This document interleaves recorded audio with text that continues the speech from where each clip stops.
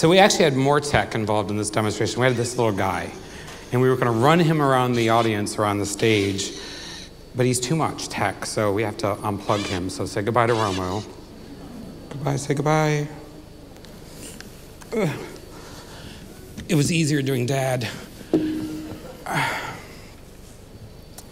Gosh, I'm really excited to be here. It's a real honor. This is my third year that I've been asked to be part of the SDI conference. You'll notice on the screen when they pull up my slides, I've done something unique this year. In the corner of the deck, you'll notice, for those of you who are watching at home, you won't get to see this, but you'll get to see that in the replay. There'll be a monitor that'll flash from time to time. So as you can see, I'm a little bit excited right now. My heart rate's at about 134 beats per minute. It's been as low as 101. When I'm sitting with friends, it's about 70.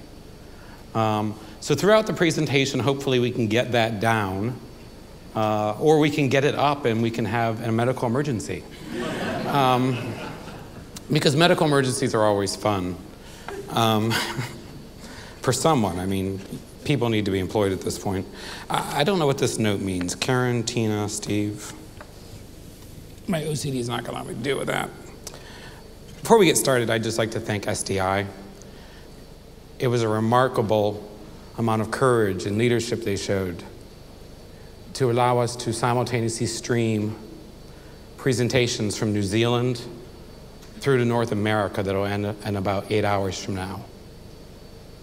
The innovation and the technology that we're using to do this is everyday stuff. And the people who are putting on the presentations before and after me, all 23 of them, are regular people just like you.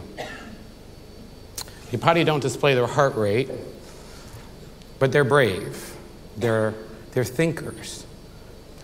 I hesitate to use the word pioneer because I think it gets overused and it's kind of insulting to the people who were there before the pioneers. You know, they always sit around and go, I did that first.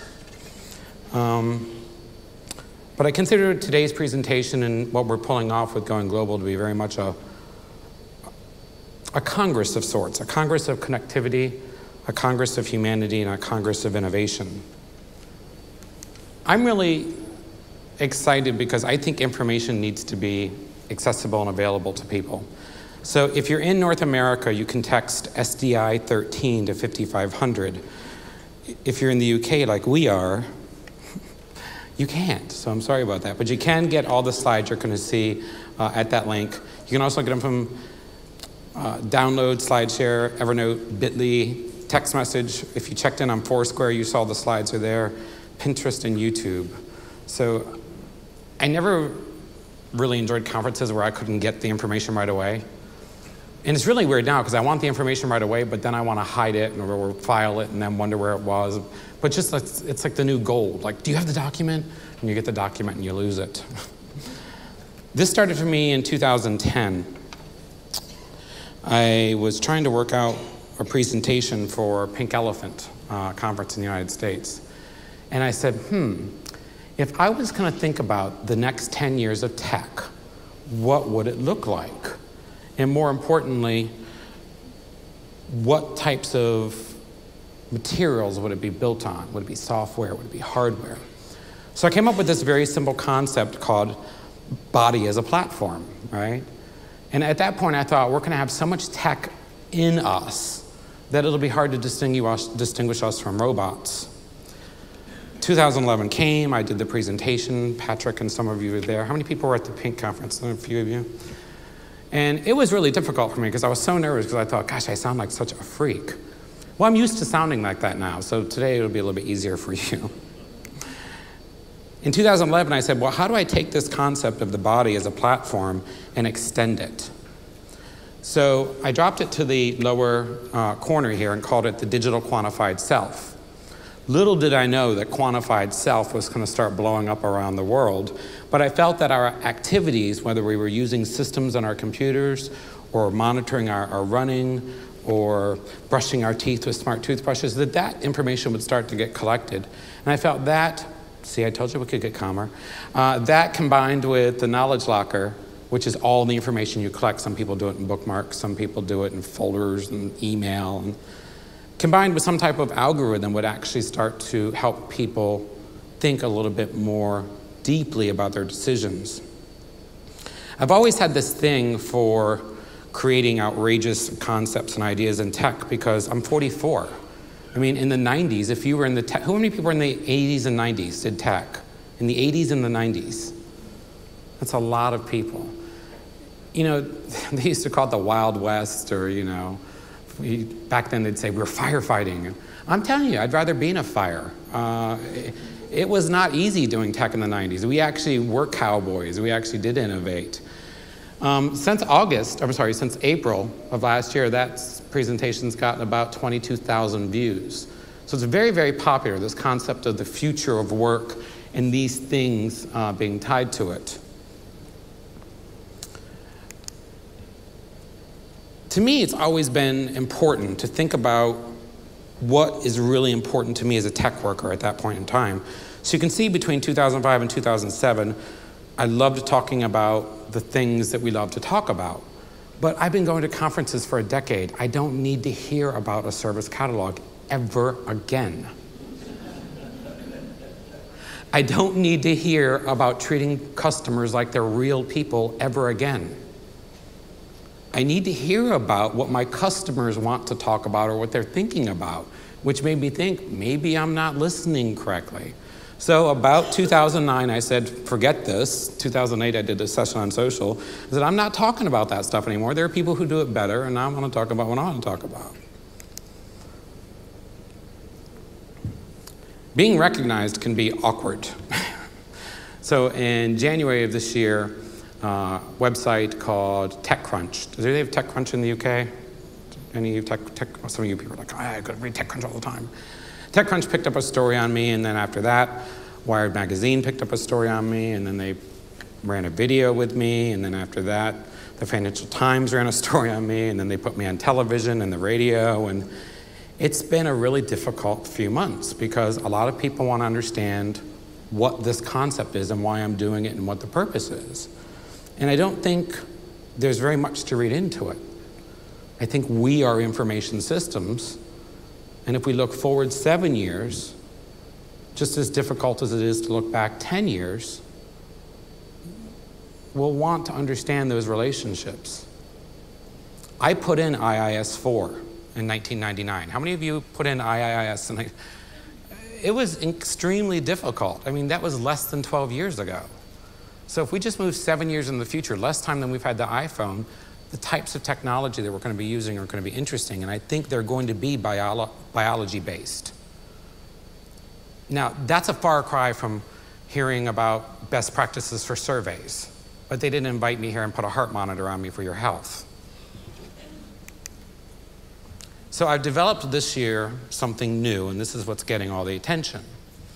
And it's the fact that you can build an existence and use it as a platform for products and services and messaging. The air around you, the tables, the floors. It's really no different than body as a platform and knowledge as a platform, but it just extends it to the next logical step. And we'll talk about why I think existence is a platform a little bit more. Before I do that, I'd like to start with this concept of phenomenality. You see, technology is unique. Technology has the power to generate phenomenality, the power to generate what can appear as real through perception. The only other craft that has that are magicians, right? In IT, you guys are basically magicians, but you've known that for a long time. This is from 2013, and there's a man talking to a psychiatrist, and he says, let's try focusing on the posts that do receive comments. And I knew you people were here. I was waiting for some of you. You're like, oh, okay, you're my people. I can feel you already.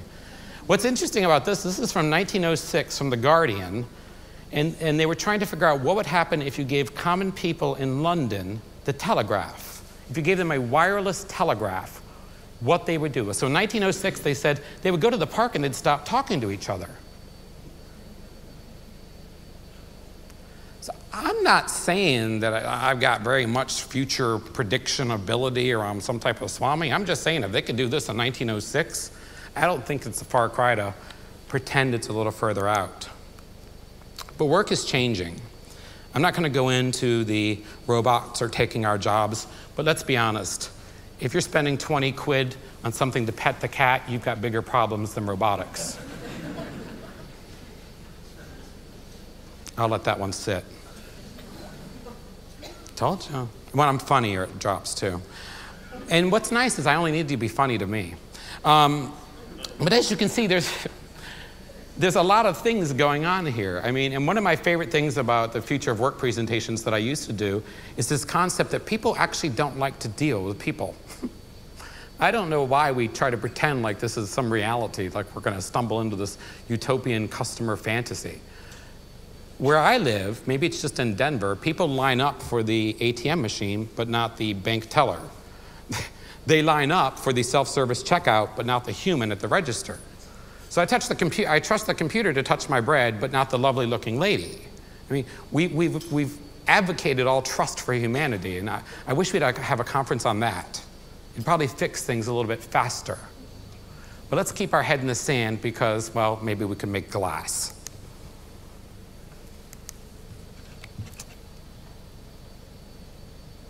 Times are really changing.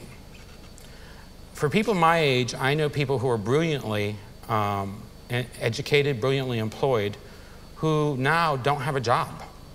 They're unemployed or underemployed. And that's difficult for me to see smart people not be able to feed their families.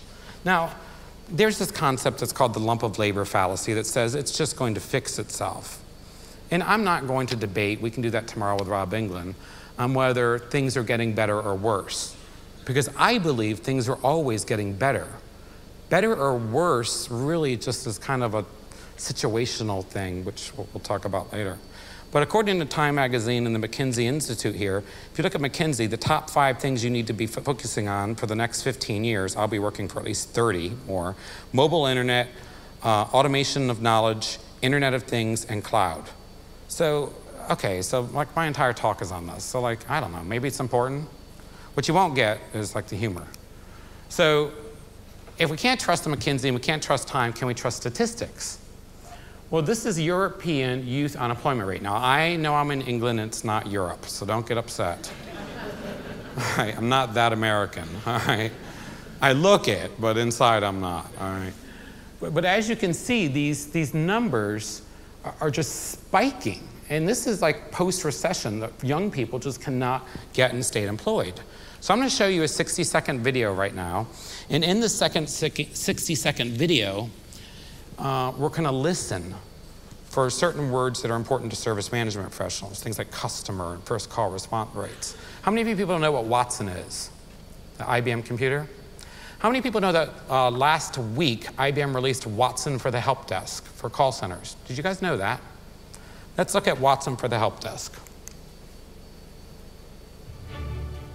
When IBM Watson beat the best Jeopardy champions in the world, that was just the beginning. A great example is IBM helping organizations to use Watson to interact with their customers. Last year, there were over 261 billion calls made on call centers, and 1 out of 2 calls went unresolved. A new generation of consumers has a far greater set of expectations of what they want from their companies and brands they interact with. Watson's transformative technology has the ability to completely change how this interaction takes place. To be able to answer questions and to engage the customer in a dialogue that establishes trust, that's what we're really trying to enable here, forming that relationship with the customer. Watson is coming in at the right time as a technology to help improve client engagement, both in a self-service as well as an agent-assisted model.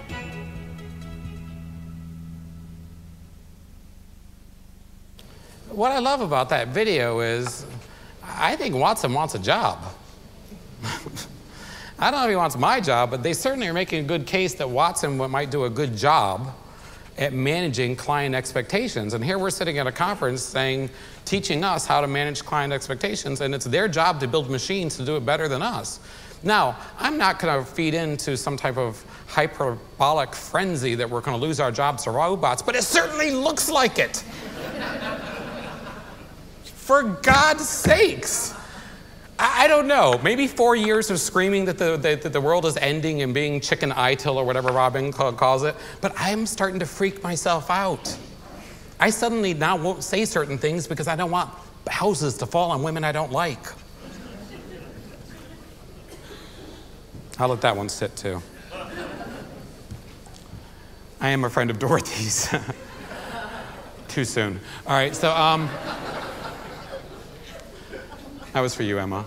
But work has changed. I mean, if I go back and look at what I did in the 80s and the 90s, it was on a form, right? You know, it's like strapping turbo rockets to a horse. You know, why you would put a form on a computer is ridiculous. And then, we had this thing that everyone's talking about. Let's be social. Let's be social. So let's put activity streams in our stuff. And I don't know. And then you follow the washing machine or the printer, and suddenly that makes sense. You're not going to follow the printer. The first thing you're going to unfriend is the printer after your mother. Then you got mobility. I think this is really important because mobile is important because it helps you understand what's around you, what information is near you, who's near you, what you can do. Contextual really starts to help because in that way you can say, I don't have a calendar appointment here. I actually have a calendar appointment and there's weather going on and what's the traffic and whom I'm meeting. Contextually, information becomes alive. We're doing a better job of that now with a lot of applications, but much like all of IT applications, we're always the last. I think they call this shoemaker's children or something, which I've never understood because I love shoes, but I've never met their children. These are fabulous, aren't they? And look at these socks. All right. So, and then we get into this whole idea of quantified. So what would it look like if I could mix applications into my body? Like if my calendar knew, don't schedule an appointment with Barclay Ray because you'll fall asleep. So make sure you have, make sure that your heart rate is actually really high when you schedule. You need that type of reaction and that type of relationship with technology. And then finally, we'll go out to quantum type relationships with systems, but I won't go there because I don't need heads to blow off. But the metrics that are driving all this are really interesting. I showed this slide last year, and people kind of got upset with me, but I think it's just important for us to think about seriously for a moment. When you're at home and you're on Facebook, you've got things like Cred and Peer Index and Credly measuring you real time. So post lots of pictures of your kids, that helps your score. When you're at work, you've got all these systems, Salesforce and Saba and other, and they're measuring your contributions to work. If you're on GitHub, your contributions get measured. But then you've got this creepy middle area where you come to a conference and you meet someone and you swap cards and then suddenly they're rating you on LinkedIn. Your ability to be employed in the next 3 years has been outsourced to cats, coworkers that hate you, and someone you casually met while drunk. I'll let that sit, seriously. And we're not talking about it. I mean, we're tech people. Isn't this what we talk about? Okay, just making sure.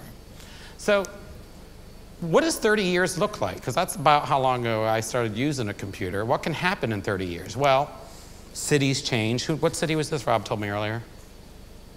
Shanghai. This is Shanghai 30 years ago and Shanghai today. Taking notes. I didn't know that kids did this. But apparently this is how kids take notes now in class? What's up with that? Right? And you're worried about Google Glass. I'd strap one on my child tomorrow if he got a better grade. Trash cans apparently abend. You don't find, Facebook put this out on Twitter and said, your friends are waiting inside your phone. Your friends are waiting inside your phone, set them free. What we need Rosa Parks or an underground railroad or something to get our friends out of our phone?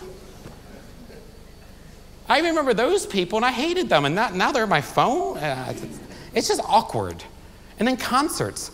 I went to a concert this past summer. It was Natalie Merchant. Love Natalie Merchant. I think because she was part of a band called 10,000 Maniacs. You do the math. And people were taking pictures, and she said, could you stop? Could you just listen to the music? Which I thought was just brilliant, just brilliant. And of course, these famous photos we've seen on the internet this year, presidents getting elected and then popes. The Pope has more followers in Apple than he does in people. Yeah, that was touchy. But the problem is we're becoming more and more connected. So if we look at internet connections over the last 20 years, we can see exponentially they're growing at a great rate. And the problem comes from this what we consider to be human. So you've got totally complete organic humans up here, someone like Rob England, but then you get people like Steve Mann, who's augmented with technology, people like me, and hybrid people, people who have limbs. I just was at a conference this weekend with a guy who's English, who has a completely articulating robotic arm. He said something really interesting. A guy said, "Can I shake your hand?" He was in the audience. He said, "Well, of course you can shake my hand. It's what makes us human." And then he said, "Well, and he asked another question. He goes, would your arm hurt me?" And he goes, "No, it won't crush your bone, but you won't get away." He's hybrid. He's not completely organic anymore. But we're not going to get rid of some of these things. We'll talk about them later at some other point. We're talking about this guy. Anybody have a device with them? A phone or a tablet? Hold up your device.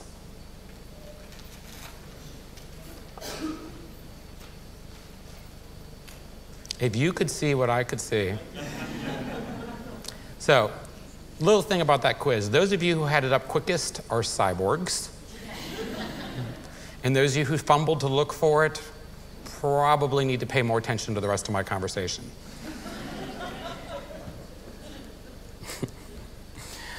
Brazen, that's what they would say. "Chris, you're so brazen." There's this thing called Zuckerberg's Law, and it says that every year we share twice as much information as we did the year before. And as you can see, you've got things like LinkedIn, Facebook, Twitter, Fitbit. Anybody on Fitbit? Anybody wear a health device? How many of you in here have a health device? A pedometer or some type of, some of you are like, "Oh, it's too soon to say I own one." It's like the smartphone from 2009. "Oh, I don't have one." All right, and then you've got, anybody heard of 23andMe, the DNA sequencing site where you can share your genes with other people? I'm not kidding. I wish I could make this up. Maybe I should have done this presentation last year. So what I think is interesting about Zuckerberg's Law is we really don't have a oversharing problem with social media. We have a hyper-intimacy problem, right? Because I now have people who really don't want to link into me. Thank you, because I don't want you scoring me. They don't want to be on Twitter. They might try to be my Facebook friend, but I have people who skip these first things and go right to how well did you sleep. If you don't care that my cat threw up on the sheets, but you care about how well I sleep, we have an intimacy problem.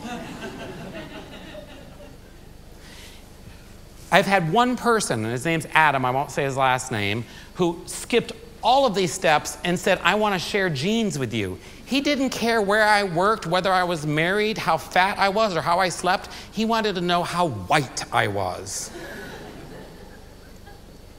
At that point, put on a sheet.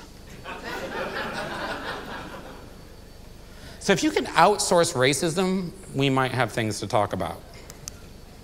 And the problem comes from the human-computer interface, or lack thereof. And we haven't done a very good job with this over the years. We keep replicating physical things in the digital world, like I talked about with forms, and it's just getting worse. From the 60s to the 80s to the 90s to the 2000s, touchscreens, people in their BlackBerries and haptic feedback, to touch computing, wearable computing, voice computing, heads up, hands up, to neurocomputing, embedded, location-free, interfaceless, all the way out to some of the things I like to talk about. But I think more interestingly for me, in today's world, most kids under 20, taking a note, creating an appointment, doing something on their calendar, talking to their friends, listening to songs are all achieved with the same identical gesture. Whereas we would have to listen to a song or get out a book, they have the same gesture. We're reinventing sign language, right, to do certain tasks, which makes us more machine than we are human in some respects. Which leads us to these two pivotal points, trust and privacy. So for trust, I'd like to talk about my doctor. This is not him. It's just a stock photo of a doctor. My doctor actually is older and stupider. Oh, God. And I just realized I'm being recorded on the internet. All right, so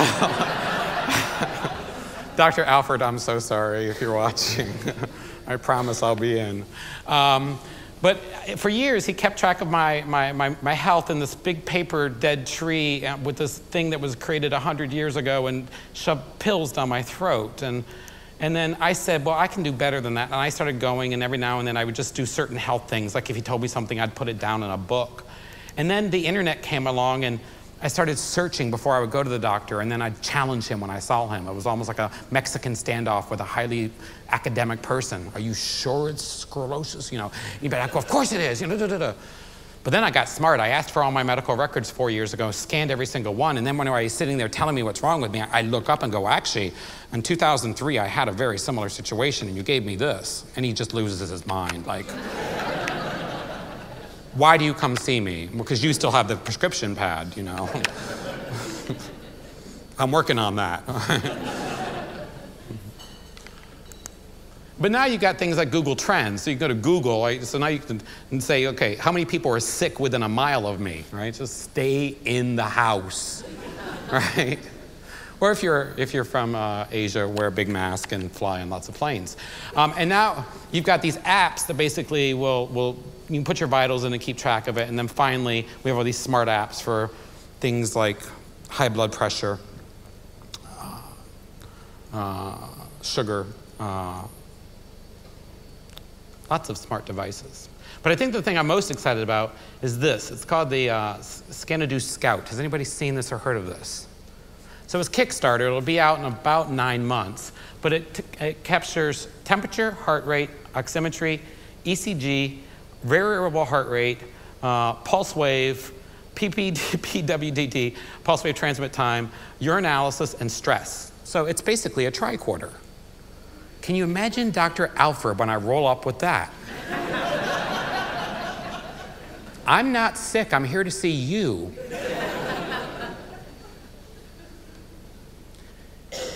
So doctors actually have it worse than tech. Everyone says, oh, tech, the consumers are taking over. Dude, try being a doctor. They've got nothing left. They can't read the amount of information that's being published, which takes us kind of to this concept of trust, privacy. So this is what Scandu does with their information. They've done some trials. They can publish in real time what's going on in the world, where the heartaches are, where bad blood pressure is, where the stress is happening.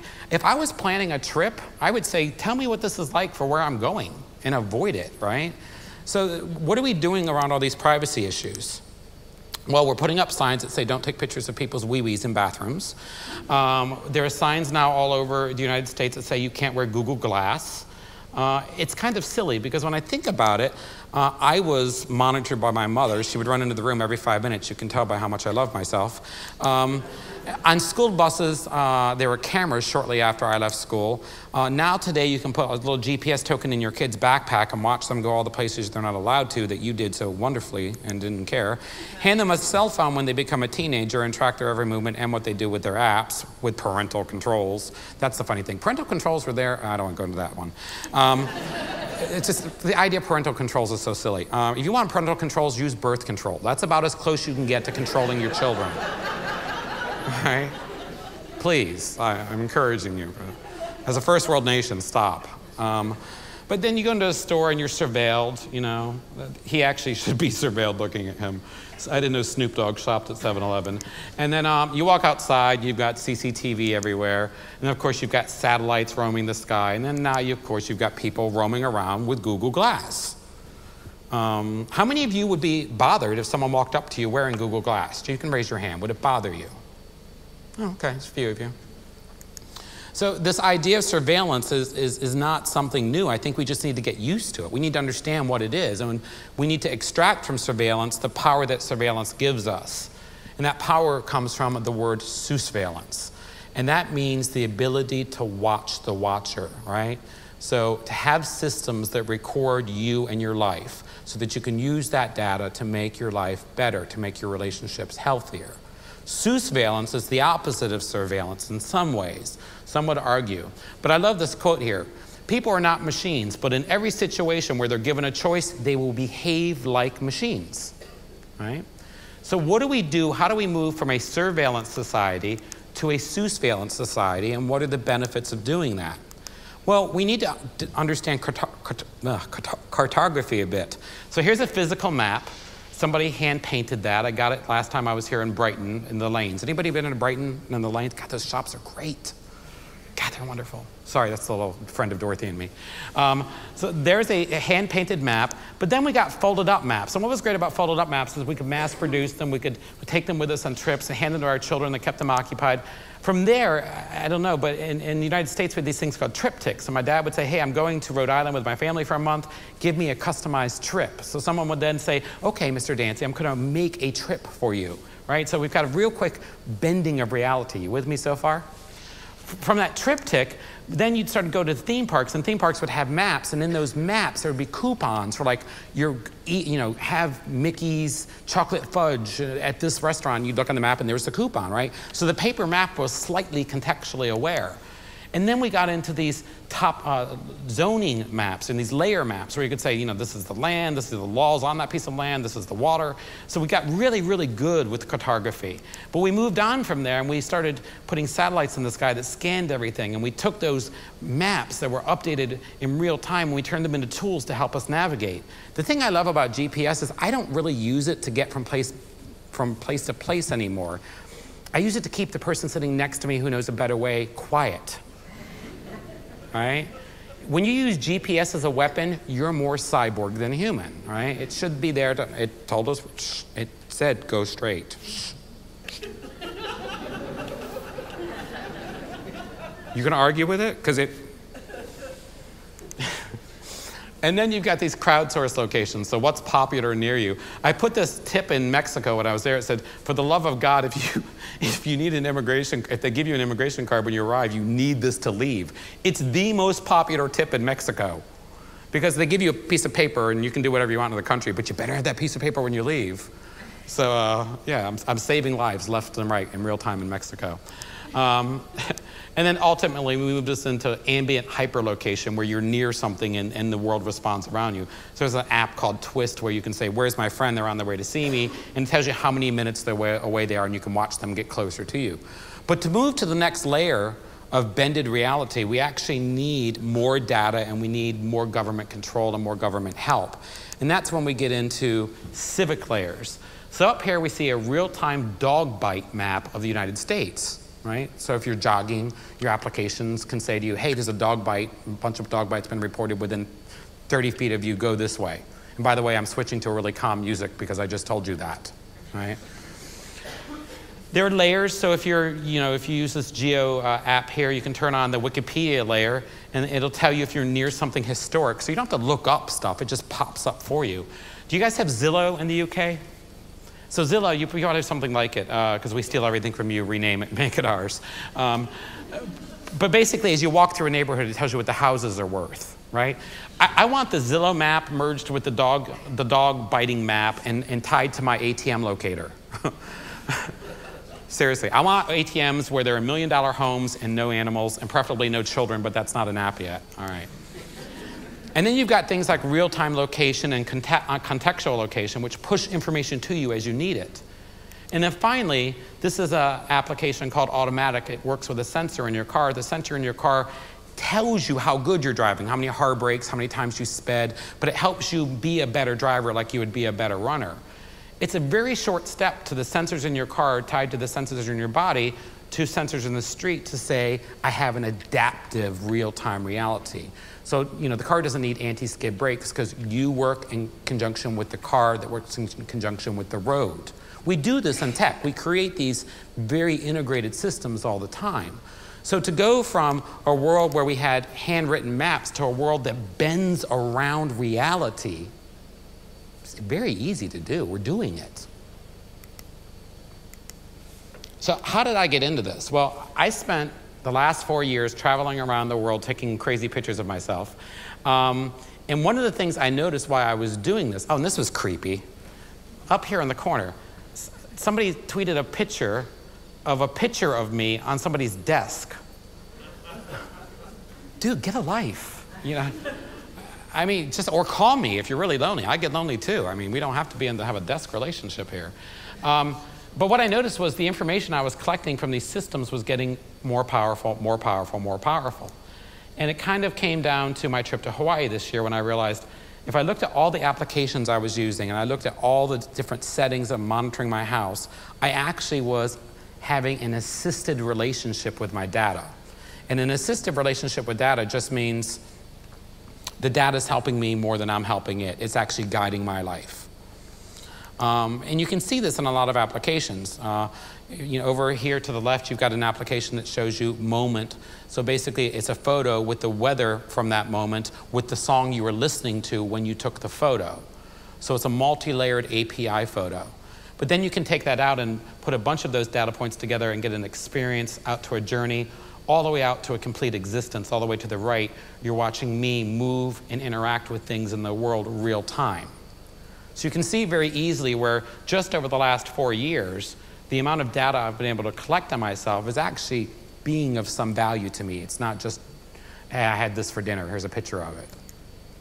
So I created a low-friction data collection scale. Writing on a cave wall with a burn stick while someone's trying to kill you is very high-friction work, right? It takes a lot of time to put, but it lasts a long time. All the problems I see in work today, and all the scary fear-mongering stuff, to me, exists because as knowledge workers, we really haven't gotten past PCs and smartphones. We're not really using a lot of sensors and capturing a lot of data. We got here, like thousands and thousands of years, but we got here and we just got stuck. But technology kept moving really, really fast. So how do we do something with all of that data? For me, it was figuring out where that data fits. So these are all the things that I collect. Anywhere between 300 and 400 things are collected on me real time at any given moment. These are those areas. What does that actually look like, right? Because that's always kind of a scary thing. So if I were to go through every single system and print out a visual representation of my data, this is what I would get.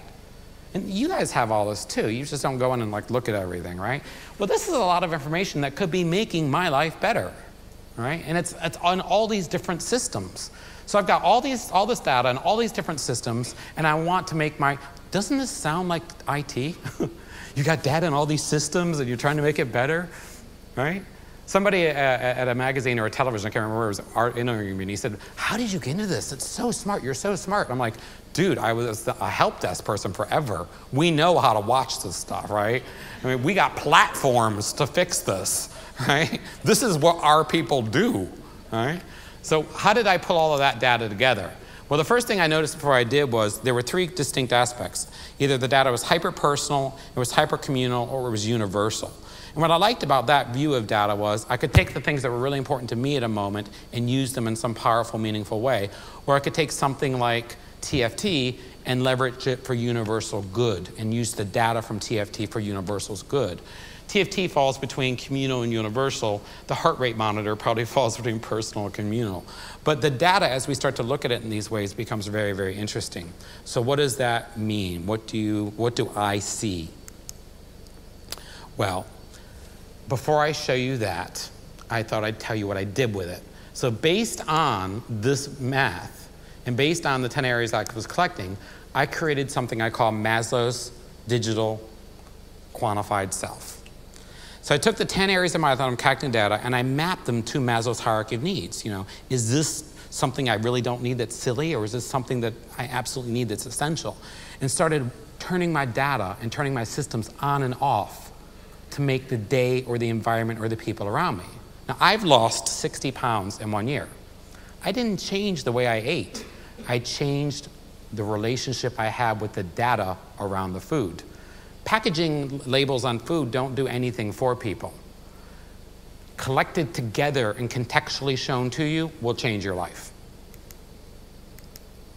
This is a week. So over to the left you have a Sunday. I think it's a Sunday, it's too small to see, and all the way right to your Saturday. Those different colored bands are my life. So I don't have time to write anything down, but as I do things, they're automatically collected in the background, right? Interesting things you learn when you can see your life this way. I found out there were certain television shows that made me eat really horribly. I found out by wearing sensors, there were certain people when I talked to, regardless of how calm I felt, they were infuriating me.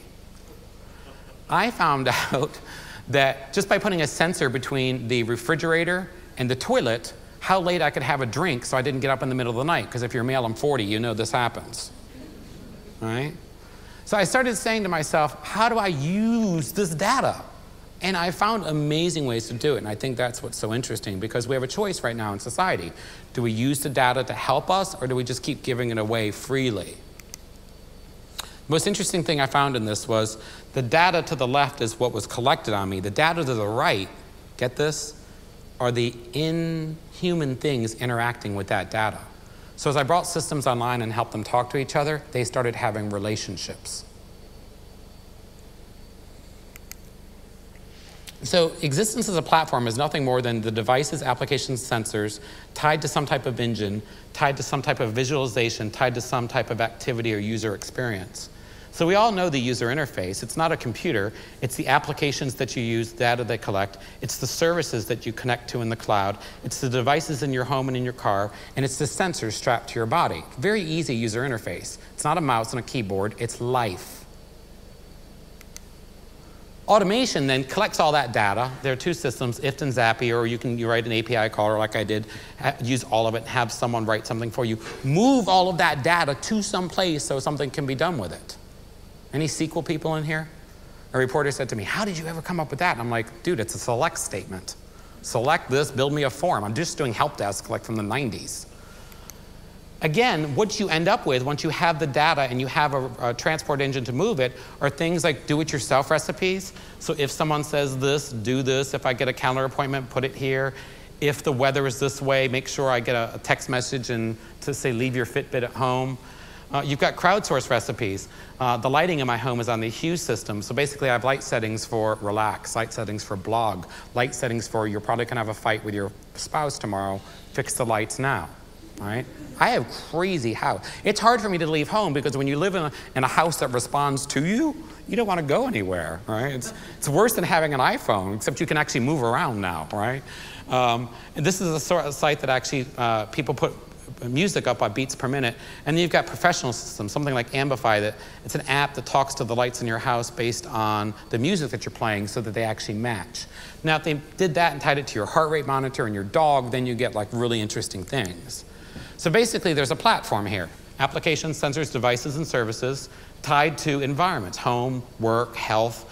So basically, if I put something on my work chatter, and my weight is a certain point, and my thoughts are kind of skewed to a really strange or dark place, and it's raining outside, send an email to my boss that I'll be sick tomorrow. Right? It's just a business role or email role on a very elaborate scale. I think the interest from the media in talking to me is I'm just the first person to say, tech people already do this, we just do it with systems. Right? And I'm just saying as humans, we can do it ourselves. The next version of this will really be wearable computing. Everybody wants to talk about wearable computing.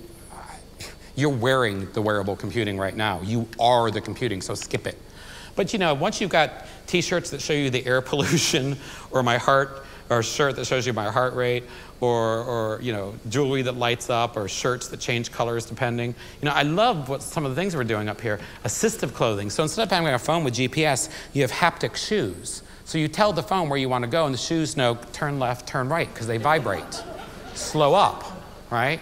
They're not walking for you, they're just vibrating your foot, right? So don't get too freaky. Although if I could have shoes that would walk for me, I would walk like this.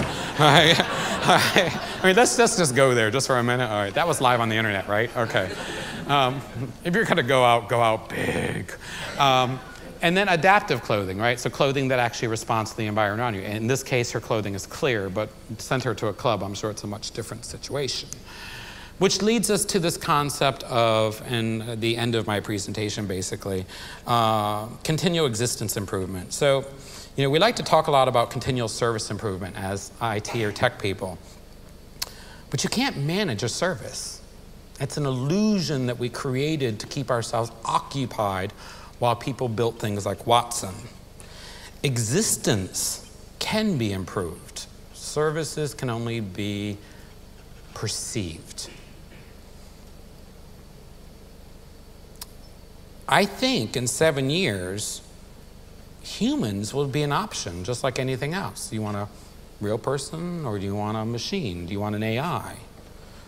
So if I were to put on my futures hat and say, If we are building a world where the environment around me contextually responds to me, talks to the things around me, and creates an environment or an application, if that's the world we're heading in, and I have not been wrong, I will say that on camera, then what does that mean?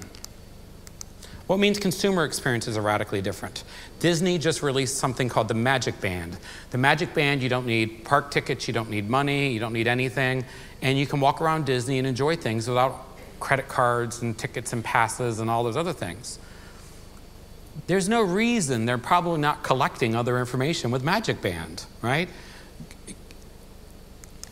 Body Media is releasing a temporary disposable sensor at the end of the year. Again, a family in America probably, would struggle with 5 kids at $20 a ticket. But if you could see a feature film by wearing a disposable sensor that had anonymous data on it, and you threw that sensor away, you'd probably do it. What's amazing about these two technologies are not the technologies. It's what they're going to do to the world around us in the next 3 years. I want to be on the stage in 3 years and say, do you remember when I told you this? Because here, I see Disney rides that react based on what your experience was like in the park up to that point. If you've had a pretty bad day waiting in line, they'll jack up a ride for you. Here, movies get edited in real time. A bunch of people see it opening weekend. Some parts we thought were good. They didn't end up being so good. We edit the movie. We get to a point where movies are changed in real time depending on where you live in the world. So we're bending reality around us. Those consumer experiences then become very, very powerful. We'll never have a relationship with customers. The best we can hope for is a relationship with their exponential data, which takes us to this concept of a social GPS. If I'm collecting all this data on me, and next year I'll have even more, and you're collecting all this data, some of you maybe, there are other people like me, it's hard to believe, probably don't walk like I did, but they're then the two of us could pull our data together and actually do something exponential or amazing, like learn a new language, solve a crime problem in our neighborhood. The data actually gives us the ability to make a huge difference in our lives. And then finally, hypersigil.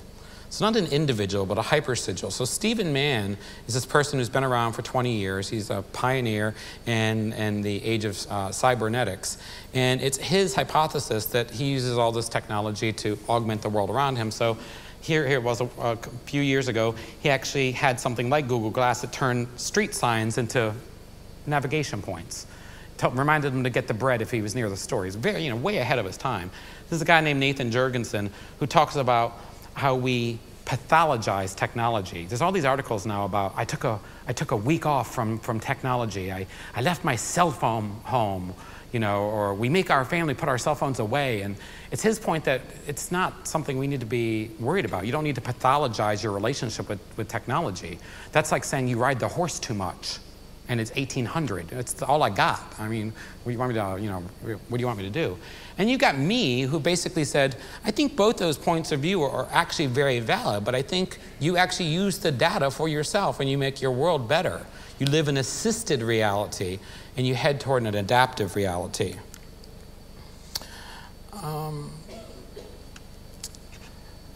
Adaptive realities, I think, will solve one of the greatest struggles that we have in humanity, and that's our inability to deal with change.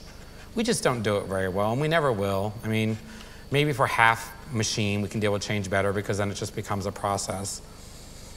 But the best we can do with an adaptive reality is become an environmental steward. And then when you're an environmental steward, when you actually have dominion over those elements and those pieces of your life, and you can make the environment better for other people, there is a word for that. It's culture. It's the thing we resort to when we have no other answers in tech. We say, fix the culture. We can fix the culture. Ray Kurzweil in 2005 defined these 5 epochs of technology. He said that we're currently in the merging of human and man with technology between 4 and 5. I just was with Dmitry Itskov, a Russian billionaire, this past weekend in New York City, talking about how he was going to load his body into an avatar by 2045. One of the boldest statements they made was they wanted to be the first team. There was a university that wants to be the first team to send a man into cyberspace and bring him back safely. Think about that. They want to send a man into cyberspace and bring him back safely. I think my data might be the monkey that gets sent into cyberspace first, right? But we can do this. For me, I don't believe in futurists. I don't believe in skeptics or rationalists. I have no time for zealots or kings. I found, though, that I do share a plane of existence at the data level with my dog, with my home that I share with my partner, Doug, and Romo. We all share a plane of existence. And I believe that it's this point in our humanity where we have to come to terms with our relationship, not with each other, but with everything. These are some of my friends, and these are some of the people that have helped me make the last 4 years, the most remarkable 4 years of my life. The place God calls you to is the place where your deep gladness and the world's deep hunger meet. Be called to that place. Thank you.